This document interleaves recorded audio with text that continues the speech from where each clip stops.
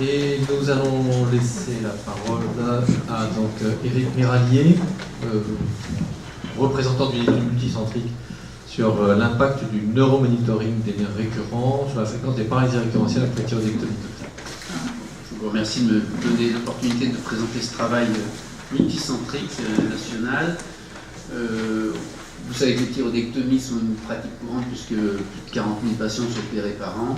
Et la plupart de ces patients ont une pathologie bénigne ou un cancer dont le pronostic reste très bon, donc chez lesquels la morbidité doit être nulle possible, le plus bas possible, la mortalité nulle évidemment. On sait que les paralysies récurrentielles sont retrouvées de façon transitoire jusqu'à 20% des cas et définitive 1 à 3% selon les cycles. La paralysie récurrentielle altère la qualité de vie, est source de problèmes médico-légaux, donc il est très important de les éviter. Et on sait également qu'une évaluation stricte du pourcentage de paralysie récurrentielle nécessite un examen systématique des cordes vocales. On ne peut pas se baser sur le seul examen de la voix. Nos collègues lyonnais ont montré il y a à Baltimore en 2016 à l'AES qu'il existait une bonne corrélation entre le pourcentage post-opératoire de paralysie récurrentielle et le pourcentage de paralysie récurrentielle définitive.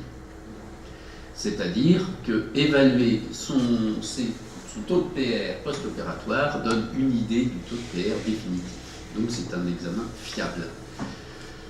Alors, comment réduire le taux de paralysie récurrentielle? Ça a été recherché depuis des années par l'identification du nerf. Ça a bien été montré que l'identification systématique permettait de limiter le taux de paralysie. On sait aujourd'hui qu'il faut limiter les tractions sur le nerf. On voit bien dans des gros boîtes replongeantes quand on étire le nerf qu'il est intact anatomiquement mais qu'on arrive à le paralyser. Éviter la chaleur des moyens d'hémostase, des ultrafusions, de ligation ou même de la coagulation au contact du nerf. Et puis, il y a quelques années, est apparu le neuromonitoring avec beaucoup de littérature dessus.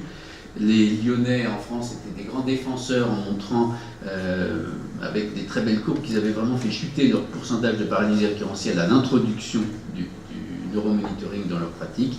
Et puis quand on prend les séries de la littérature et les revues importantes qui ont été publiées, je cite une récente du World Journal of Surgery, il n'y a pas de différence statistiquement significative. Alors vous avez ici le matériel, je pense que vous connaissez. En gros, le principe, c'est de mettre des capteurs en regard des cordes vocales, et on stimule avec un petit stylet directement le nerf, et on a un signal sonore et une amplitude sur un scope qui permet de s'assurer que la corde vocale est bien mobile, donc le nerf est fonctionnel, en tout cas entre l'endroit où on le stimule et la corde vocale. Alors, un rappel, devant un parterre de chirurgiens expérimentés, j'ai honte de vous dire ça. Rappelez que la mobilité du larynx, c'est pas seulement le nerf laryngé inférieur, c'est aussi le nerf laryngé supérieur, notamment sa branche externe, qui avait été évaluée dans certains travaux de Jean-Christophe Confant notamment. Alors, on a donc conduit une étude multicentrique qui était financée par un STIC il y a quelques années, qui consistait à comparer les résultats de la thyroïdectomie avec ou sans pince ultracision. M. Franco était au courant. Et la même population, donc dans 13 centres, nous a permis d'évaluer l'impact du neuromonitoring, puisque les patients inclus étaient tous de 18 à 80 ans. Thyroïdectomie totale, en gros, c'était pour pathologie bénigne ou a priori bénigne. C'est-à-dire qu'on avait voulu exclure les cancers volumineux, les goitres plongeants, les anomalies préopératoires de la voix, parce qu'évidemment, on ne pouvait pas évaluer le retentissement.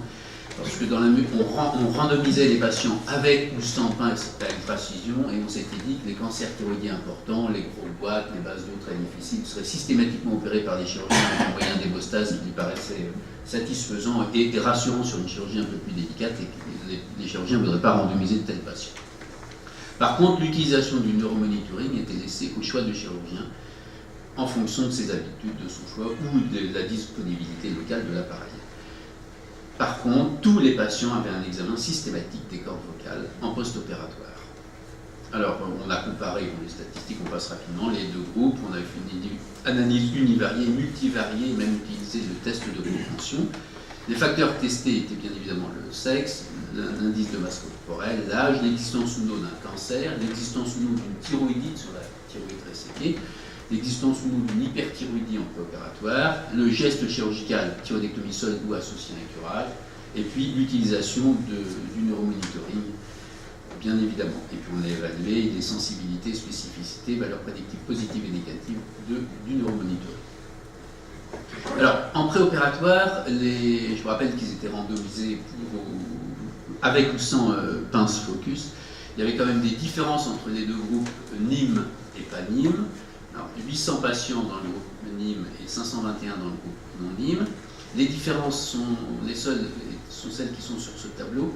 C'est-à-dire que les patients qui ont été opérés sans neuromonitoring avaient un indice de masse corporelle significativement plus élevé, avaient une thyroïde qui était significativement plus volumineuse, avaient significativement moins de thyroïdite, on sait que c'est souvent un facteur de risque de paralysie récurrentielle, et avaient plus souvent des cancers, mais attention, la taille médiane de ces cancers était de 6 mm, globalement la plupart du temps c'est le micro-cancer qu'on trouve dans un goitre, et il y avait 29 patients qui ont eu un curage ganglionnaire associé sur les 1300 patients, donc c'est presque très anecdotique.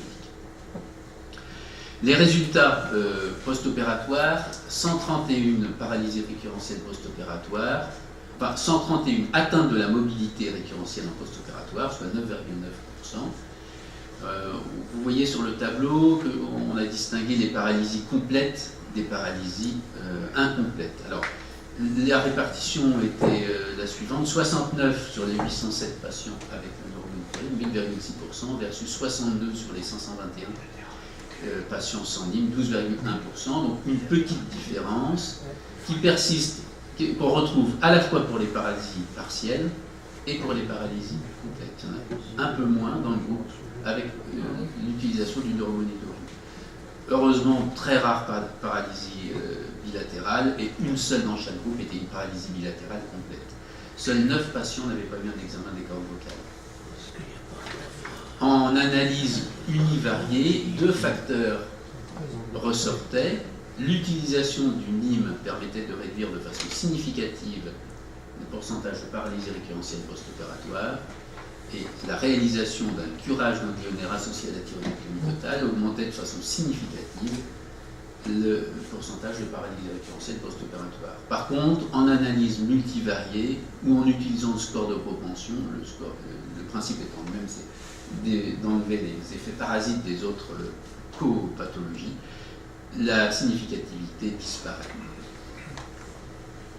Alors on a regardé si dans les centres qui utilisaient à peu près de façon équivalente le neuromonitoring ou pas de neuromonitoring, on observait des différences au sein de leurs patients, donc avec des gens opérés par la même équipe. Et finalement, il n'y a aucune différence statistiquement significative. De telle sorte que si je suis habitué à opérer des thyroïdes avec le NIM, finalement, quand j'opère sans le neuromonitoring, je ne vais pas augmenter mon pourcentage de paralysie récurrentielle. En tout cas, sur la période de l'étude qui était d'un peu plus de 2 ans. Les sensibilités sont, pour ce qui est de la paralysie complète, la sensibilité du neuromonitoring est faible, 29% seulement, avec par contre une très bonne spécificité et une très bonne valeur prédictive négative.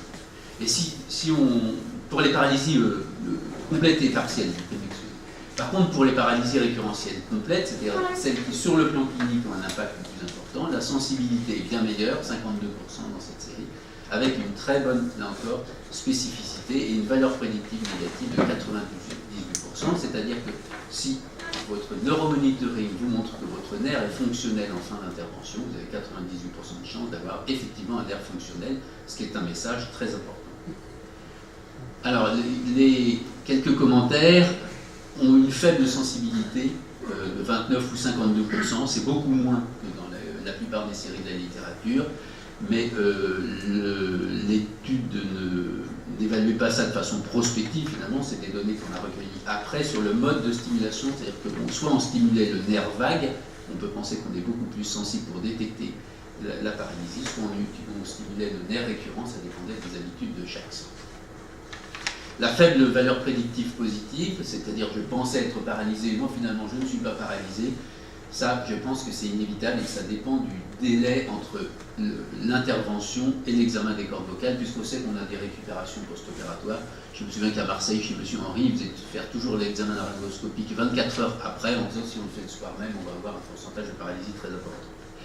Et puis, les 10% presque de paralysie peuvent paraître énormes, mais c'est une évaluation systématique, c'est pas 10% de patients avec une dysphonie importante, mais c'est 10% avec une atteinte des cordes vocales.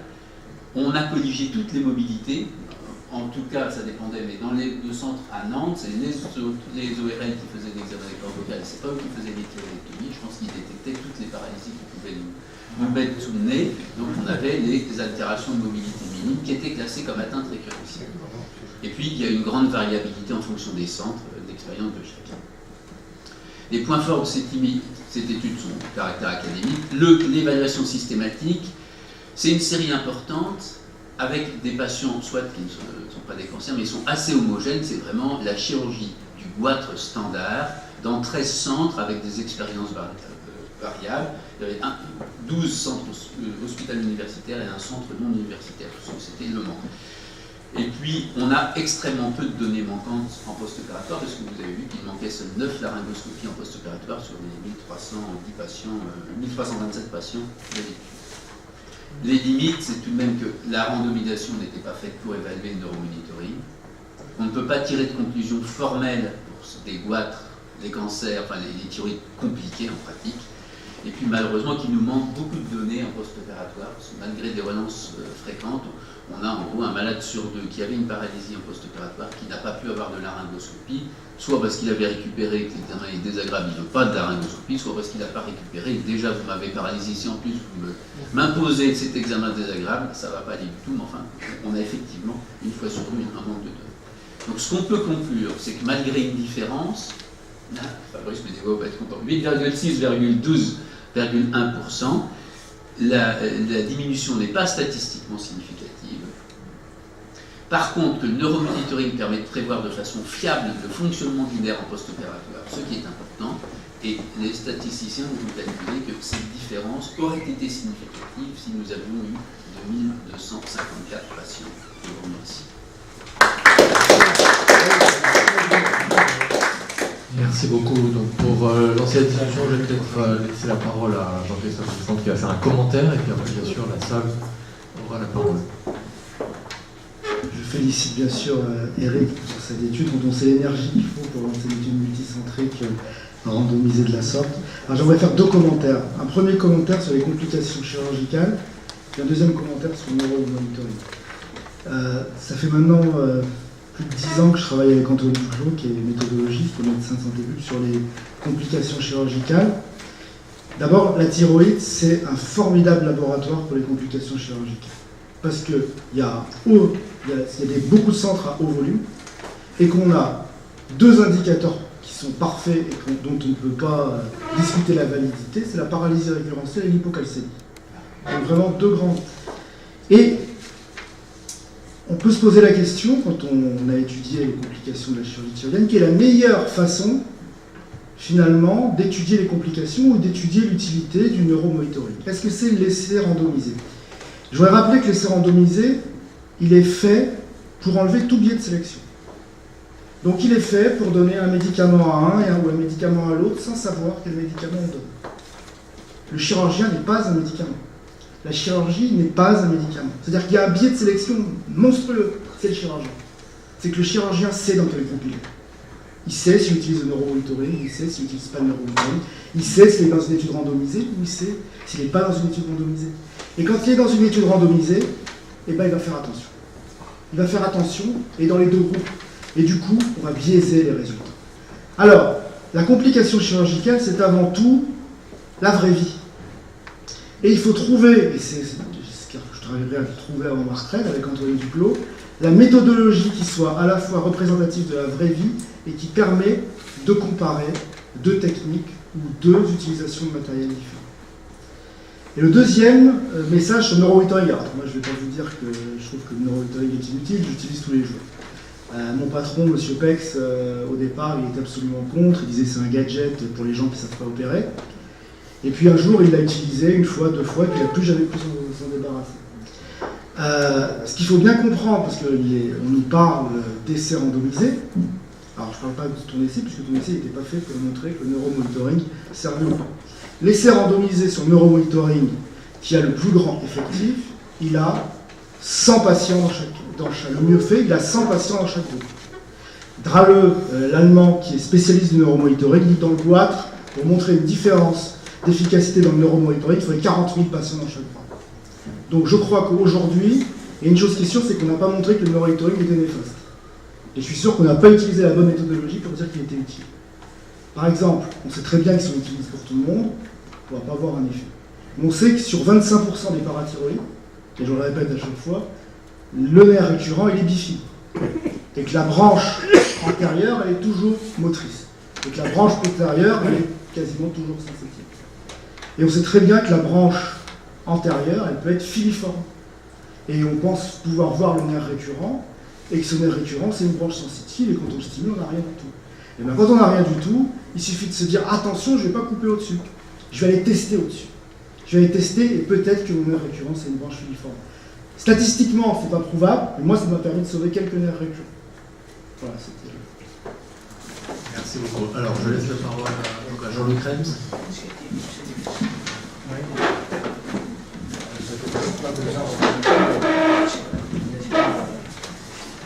Merci de cette communication et de ces commentaires. Je voudrais confirmer que c'est extrêmement difficile de démontrer quoi que ce soit pour une complication qui est assez rare et qu'il faudrait plusieurs milliers de patients effectivement bien randomisés, vraisemblablement si possible dans un centre pour que ce soit plus homogène. Mais donc, difficulté de démontrer quoi que ce soit, c'est certain. Quoi qu'il en soit, je pense que le principal intérêt du neuromonitoring aujourd'hui, tel qu'il est utilisé, c'est d'éviter les paralysies récurrentielles bilatérales si on pousse au bout le raisonnement de l'utilité de cet examen. Et c'est déjà pas mal, je trouve, parce qu'on ne doit plus voir ça. Si jamais on a une paralysie d'un côté, à mon sens, on devrait stopper l'intervention. Qu'est-ce que tu en penses, Eric ?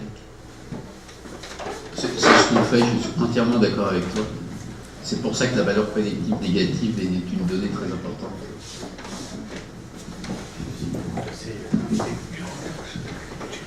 Merci, très intéressé par votre communication. Je vais revenir sur ce que vient de dire le Dr Lipfand, et je suis absolument d'accord avec lui. Je pense que le problème des études randomisées, c'est que c'est devenu un tabou dont il faut parler, qu'il faut faire, et qu'en fait les études de cohorte ou les études de surveillance parce que ça m'a frappé, quand on dit c'est pas significatif, si on en avait fait 2000, on aurait vu que c'était significatif, et en pratique on n'en fait jamais 2000, alors qu'en pratique, dans la vie courante, il y en a 40 000 par an. Et donc on arriverait à aboutir peut-être à certaines réponses. Et je pense que c'est un des buts de l'Académie nationale de chirurgie, d'essayer avec les spécialités de faire accepter par nos tutelles que plutôt que de mettre de l'argent dans des études randomisées dont certaines ne sont jamais, aboutissent jamais à des quantités de malades suffisamment importantes, on ferait mieux de mettre en place des études de cohorte. En neurologie, on a commencé à le faire pour répondre aux questions qui se posent. Et je crois que la thyroïde, c'est un sujet qui serait vraiment passionnant pour ça. Bon, merci. On a les présidents des sociétés importantes devant nous, donc qu'est-ce que vous attendez pour lancer des grands corps ? Le seul facteur limitant, c'est le caractère systématique de l'examen des cordes vocales. C'est nous-mêmes, on ne le fait pas à Nantes. Je me sers du neuromonitoring pour avoir une idée de... Alors maintenant, on peut considérer que c'est fiable, mais il faudrait effectivement regarder... pour avoir un vrai taux de paralysie récurrentielle fiable, il faudrait prendre des patients qui ont eu un examen systématique ou qui ont eu un neuromonitoring opératoire. Merci beaucoup pour ta communication, mais je me posais la question sur 1200 thyroïdes, ça fait presque le double du nerf. Est-ce que tu as des notions des traumatismes récurrentiels, car il serait quand même assez étonnant que sur un volume aussi important, il n'y ait quand même pas eu quelques nerfs récurrents visuellement atteints? Ça ne faisait pas partie des données qu'on colligeait, on avait l'examen systématique. Je suis incapable de dire que c'était 80% de lésions par fraction, 10% par chaleur et puis les 10% par section. Incapable de vous répondre. Puisque la chirurgie thyroïdienne est un laboratoire d'études, quel est le profil du meilleur chirurgien? Est-ce que l'expérience, est-ce que l'âge du chirurgien est important? C'est une excellente question. Je vais donc répondre fort de l'étude Cathy dirigée par Jean-Christophe Lifond. Je dirais que c'est un chirurgien assez expérimenté, malheureusement déjà plus jeune que moi, ce qui me fait très mal, et j'y ajouterais à titre personnel, un peu stressé, préoccupé de ses suites, qui n'a pas trop de patients le même jour, et qui a une expérience du neuromonitoring, parce qu'au minimum, avoir une expérience, ça veut dire qu'on connaît, je suis intimement convaincu de ça, qu'on connaît un peu la physiologie du nerf et la sensibilité du nerf. Et qu'on sait qu'il ne faut pas trop tracter, on sait quels sont les mouvements qui ont paralysé, parce que quand on a le neuromonitoring, même si il n'est pas continu, qu'on teste régulièrement, on voit bien, on tire un petit peu, surtout dans les curages ganglionnaires, quand on expose bien son nerf, on voit bien quand finalement il arrête de répondre, et je trouve qu'on connaît mieux la sensibilité des nerfs. Donc ça fait beaucoup de qualité pour une seule personne, mais voilà, c'est le chirurgien idéal. Est-ce qu'il porte des lunettes?